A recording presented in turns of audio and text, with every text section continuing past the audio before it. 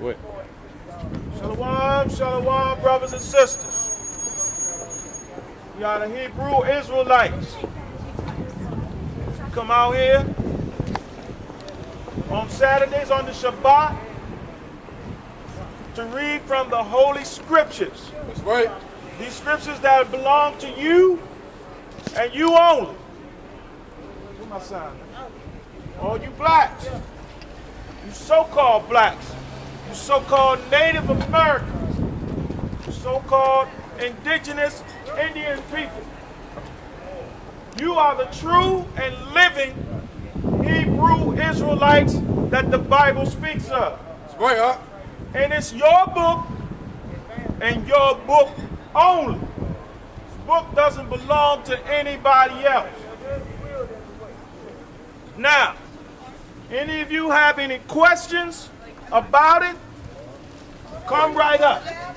You already know you're going to go to your church tomorrow and be told a bunch of lies. Or don't be told anything at all that's going to edify you. The difference between us and your church is we come to you, we tell you the truth, don't charge you a dime, and as an added bonus, you can ask us any questions you want about the scripture. We don't duck any questions.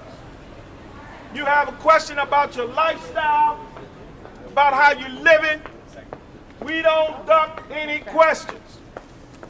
Today we're going to start at the rudiments of the Bible. Give me Deuteronomy 14. We're going to start at the very rudiments of the Bible. We understand that sometimes we come out here and a lot of these scriptures you don't understand. You don't understand them because you go to church and your pastor don't teach you a damn thing and take your money. That's right. So what we're going to do is start from the bottom. We're going to give you the rudiments of the Bible, stuff you're supposed to know, stuff that your pastor, your reverend, your deacon, your bishop is supposed to be teaching you. Now, hold your Bible up. Right? We read from the Holy Bible. That's two words, holy and Bible. The word holy means separate or set apart. Shalom. The word Bible means collection of records. Collection of records. Read that for me. Huh?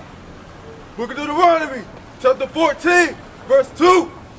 For thou art an holy people. Let's stop right here. So this Bible is telling you, you are a holy people. And it's going to go on to tell you exactly what the word holy means. Read. Unto the Lord thy God. Right. And the Lord hath chosen thee to be a peculiar people. A peculiar people. That's another synonym for holy. Give me Leviticus 20 and 24. Peculiar, different, set apart. All these are synonyms for the word holy. You're not like anybody else. You're set apart. You're different. We're going to get some examples right here in the Bible of what the word holy means. And we're going to show you today that you are the people of this Bible and you are number one in the eyes of the Most High, and you should be glad about that. Bring it out. Read that out. Book of Leviticus, chapter 20, verse 24. Read that. But I have said unto you, ye shall inherit their land. Ye shall inherit their land. This is going back when our Father, the Most High God, Yahweh, brought us out of the land of Egypt. And he told us that we are going to inherit the land. We're going to take it by force or they're going to give it up. But it's ours. Read. And I will give it unto you to possess it, a land that floweth with milk and honey. So this is a land that we are going to possess. It's ours. When you possess something like this hat, I possess this hat. I love this hat. You come up here and try to take it, you're going to need the ambulance. I possess this hat. Right. So this is what the Most High is saying. Right. This is a land you are going to take, and it's going to be yours. That's right. Read. I am the Lord your God, Uh-huh. which have separated you. What happened here? Which have separated you. Say that one more time. Which have separated you. So what does that mean? There's another synonym for the word holy. That means separate. The Most High God took one people and separated them from everybody else. Right. And there's nothing wrong with that. Muhammad Ali went around and saying he was the greatest of all time. Right. And he didn't care who believed it. And he didn't have any reservations about saying he was the greatest of all time. That's right. What he was saying was, can't nobody mess with him. And he don't want nobody up there with him. He's exclusive. He's holy when it comes to the world of boxing. He's the only one that can do what he can do, and can't nobody beat him. And he was proud of that. What we want to get you to believe today is to be proud that the Most High chose you only. That's right. And that you're the greatest on the world. Read on up. Which have separated you from other people. From who? From other people. Ye shall therefore put difference between clean beasts and unclean. So this is one of the instructions on why and how we are separate from everybody else. We don't supposed to eat like nobody else. We don't supposed to speak like nobody else. We don't supposed to wear stuff nobody else wear. That's right. We ain't supposed to act like them. We ain't supposed to celebrate their horrible days. Right. Because we are separate. And when he told us we are separate, he implemented some laws and guidelines to prove it, and to prove it to everybody else. Skip down to 26 for me. Book of Leviticus chapter 20 verse 26. Right. And ye shall be holy unto me. Holy again. There it is. He's saying you should be holy again. Remember, this Bible is the holy Bible. Read. For I, the Lord, am holy. For he is holy. So he's saying he's the only God. Put your finger right there and go to Isaiah 45 and 5. Read Isaiah 45 and 5 real quick. So what the Most High God is saying, I separated you from everybody else because I'm separated from everybody else. Ain't nobody like you, and it ain't no other God but me. And there's nothing wrong with that. There's nothing wrong with being number one. There's nothing wrong with being on top. Ask Mr. White Man. He'll tell you. He'll tell you it ain't nothing wrong with being number one and on top. Right. Yep. He loves it. That's right. And he don't want your black ass up there with him. That's right. So there's nothing wrong with being number one and on top. Right. There's nothing racist about it. There's nothing bigoted about it. That's how the Most High God set it up. These are rudiments of the Bible that your pastor's supposed to be teaching. Look, you got a question? Come on up. We'll deal with that. Read that out. Book of Isaiah chapter 45 verse 5. Okay. I am the Lord, and there is none else. What? And there is none else. So that's what that means. Go back to 26 again and read that for me, Leviticus 26. Start at the top. Leviticus chapter 20 verse 26. Right? And ye shall be holy unto me. Right? For I, the Lord, am holy. And so that we just got the definition of what the Most High is saying. There is none other God but him. That's right. Exclusive. There's nothing wrong with exclusivity. Read on. And have severed you. Uh-oh. First we had separated. Now we have severed. Those are two words that are indicative of exclusivity. You don't belong to nobody else. Read that again, huh? And have severed you from other people. From other people. Have separated you from other people. And there's nothing wrong with that. That's That's right. But that's how it is. Give me Deuteronomy 32 and 8. Deuteronomy 32 and 8. You are an exclusive people. And don't get in the white man's business. That's the white man's business. Your business is right here. That's right. Learning who you are. We're here to teach you who you are. Read that for me, y'all. Book of Deuteronomy, chapter 32, verse 8. When the Most High divided to the nations. So when the Most High, this is what he did. When he made a people, when he chose a people to be his special people, and we read in Leviticus where he said he separated you from everybody else.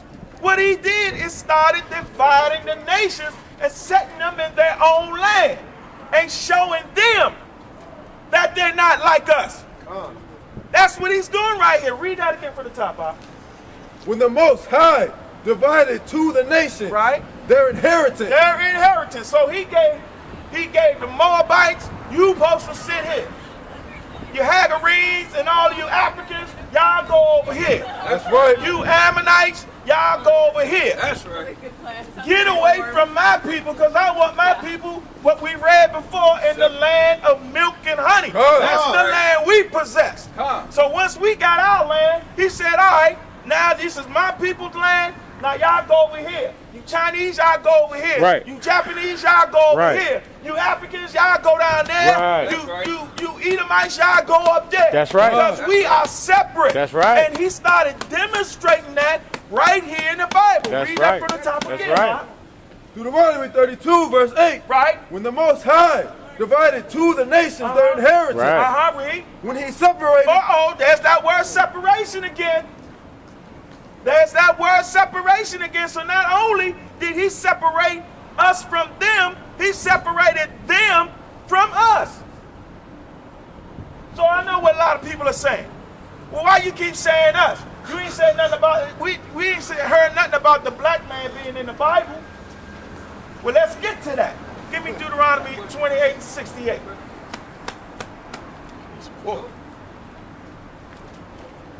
Deuteronomy 28 and 68. Now, when you say the transatlantic slave trade, what comes to your mind? A bunch of black people on a boat coming across the Atlantic. Right?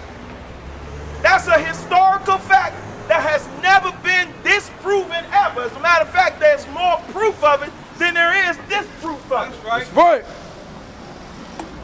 Even all scholars of all different nations and creeds will tell you that this thing happened.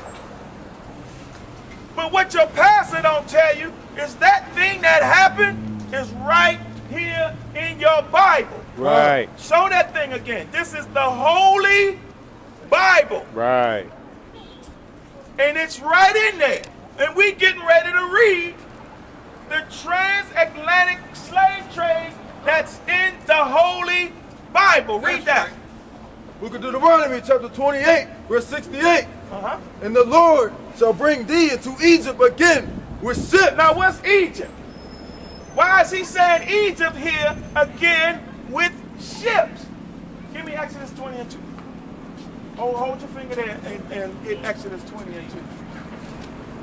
One thing you learn about the Bible, or what you're supposed to learn about the Bible in church, is that the Bible speaks symbolically of certain things in here. And the Most High speaks symbolically to our people sometimes. And he does that because this is our book. Right. And we're the only ones that's supposed to understand it. That's Right. And if you come back to these laws, these statutes, and these commandments, you will be the only ones that do understand. Right. That's right. So read that for me, huh? Book of Exodus, chapter 20, verse 2. Yes, sir. I am the Lord thy God. I am the Lord. Who God? I am the Lord thy God. There it is again. Exclusivity.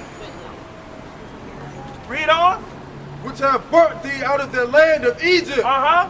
out of the house of bondage. So here, the Most High is comparing the land of Egypt to the house of bondage. There's a connection. Go back to the 68 for me, y'all. So there's a connection. Why he's saying this is the land of bondage. He's going to show you why he called this place the land of bondage and why that pertains to you. Read that for 68 from the top again, Ash. Deuteronomy 28, verse 68. Yes, sir. And the Lord shall bring thee into Egypt again with zip. Now, we just read that Egypt was the land of bondage, a place where our people were put into hardcore bondage, slavery. Read more. By the way whereof I spake unto thee, Just like Moses said it would happen. Read. thou shalt see it no more again. We ain't never been back. Africans ain't never sent one boat back here to pick us up. Not one boat. And it's been over 430 something years, and they ain't interested in bringing no boat back over here. Right. Bring it out. So there's a reason for that. That's right. Because we ain't Africans. That's right. That's right. We Hebrew Israelites. Nah.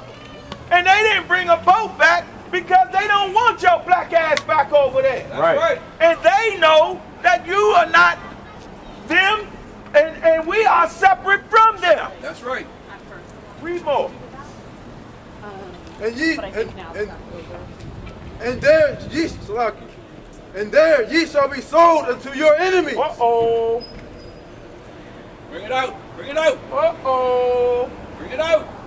Read that part one more time. Just that part right there. And there ye shall be sold unto your enemies. We went to Exodus 20 and 2, where the Most High said that Egypt was the land of bondage, the house of bondage. So now here we are in Deuteronomy, where Moses is saying, when you get to where you're going into slavery. That's right. Read that part one more time. This is the transatlantic slave trade right here in the Bible that's been sitting on your cabinet, that's in every hotel you go into. Right. It's everywhere. Right. It is the most reprinted book in the history of the planet. That's right. And it ain't no accident. That's right. And you ain't gonna have no excuse when the Most High come back saying you didn't know. Because Right. this book is everywhere. Right. Sometimes you can walk on the street and find this on the ground. Right. So you don't have no excuse. Read that again, And there ye shall be sold unto your When you enemies. get to where you're going on these ships, you shall be sold to your enemies. Not your friends. You ain't got no friends over there. So you're going to be sold unto your enemies. Bring it out. Bring it out. Read. For bondmen For slave men. Read. and bondwomen. And slave women. Read that part over one more time, because there's something real deep in that. And ye shall be sold unto your enemies. Should be sold unto your enemies. For bondmen Bondmen and bondwomen. and bond women. Now, normally when a conquering people come, they take the women unto themselves. That's right. And they make concubines out of them. That's right. Right. That's a form of slavery, but it's not what this is saying. That's right. This is saying these people, your enemies, are going to be so evil. They're going to put your men and your women in bondage. Right. That's right. They're both going to be serving chattel slavery. Right. That's the epitome of your enemy. Bars. That's the epitome of your enemy. Your women and your men are going into slavery. So now I got a question. Is there any other nation of people who have gone on slave ships, and when they got to the other side of where they were going, they were sold into slavery? Nuh-uh. Bring it out. Nope. quiet out here. Bring it out. It's quiet out here. So this is saying you got sold to your enemy. So this right here is exclusively to our people. This is another reference of exclusivity. That's right. Being separate from everybody else. Because nobody else has gone into this thing like this. Nobody else has gone into slavery like this. So here's another way that you know that you're the people of the Bible. That's right.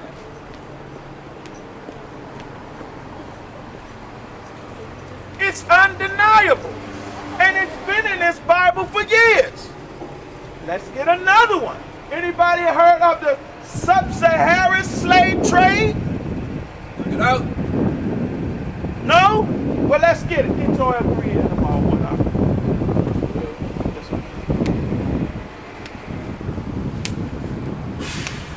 So we're reading the slave trades today.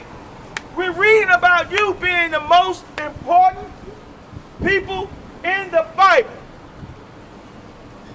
Most important people on the planet. That's right. And you are separated from everybody else. Right, Jimmy?